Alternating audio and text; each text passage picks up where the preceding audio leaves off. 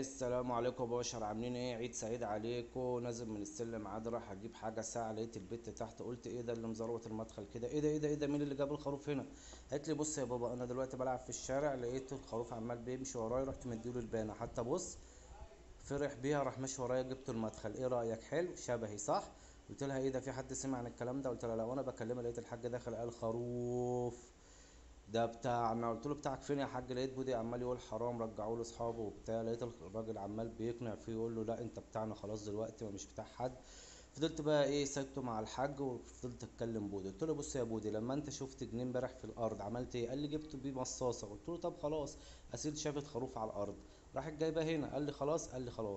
المهم الحاج والخروف اتفقوا مع بعض. لقى الراجل بقى رافع الجلابيه، التاني حس بحاجه غريبه، قال لك لا يابا ده كده فهمني غلط. قلت له يا عم ارجع يا عم، في ايه؟ صفي نيتك. بص جايب ايه؟ جايب السكينه. فالمهم ايه يا عم، حوشني عن الراجل ده. قلت له بص يا حاج ارجع ورا كده، عشان هو كده ايه الصراحه شاكك فيك. بص يا باشا، احنا هنمشي على سنه الله ورسوله، عشان في ناس مستنيه لحمتك. خلاص رفعت الجلابيه دي عشان ما تتبهدلش من دمك.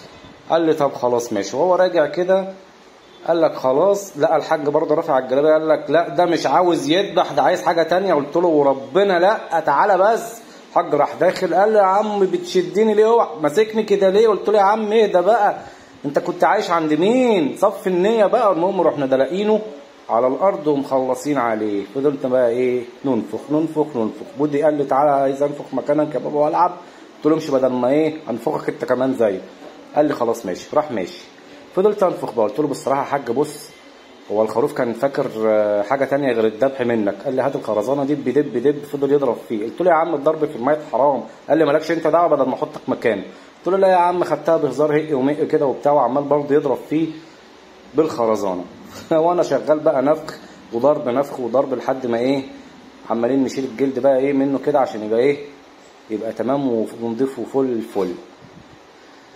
لقيت ناس بتنده وبتقول حد شاف خروف يا جدعان ماشي في الشارع. قلت له الله، هات بقى الخروف كده جوه عشان ما حدش يشوفنا. ورحنا زارقينه جوه، ورحت موقف بودي على الشباك وقلت له اي حد يسال ان في خروف هنا ولا بتاع قول له ايه مش موجود، خلصانه. قال لي تمام. المهم طبعا فتحنا البطن، وبعد ما الحاج فتح البطن مش قادر اقول لك الريحه منعشه على الاخر. السلام عليكم. الثلاجه فيها ميه، قال انا جعان قوي قوي. انت ايه؟ انسان. هو ايدي دي المراره دي يا حاج؟ لما موالة يا مغفاش. ده مات بالخروف، مات مزنوق. ده منديل تاني ده؟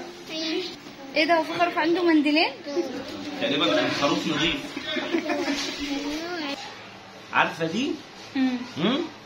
دي المراره اللي انت اصلا فقعها لي من زمان، بس هي هنا مش مفقوعه.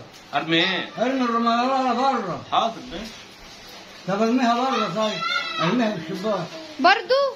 طب القطط ممكن تموت. خد يا شيماء. استاذ احمد العوضي معايا؟ ايوه. انت اكلت الكبده نيه؟ ايوه. طعمها ايه؟ طعمها حلو، باين على وشك.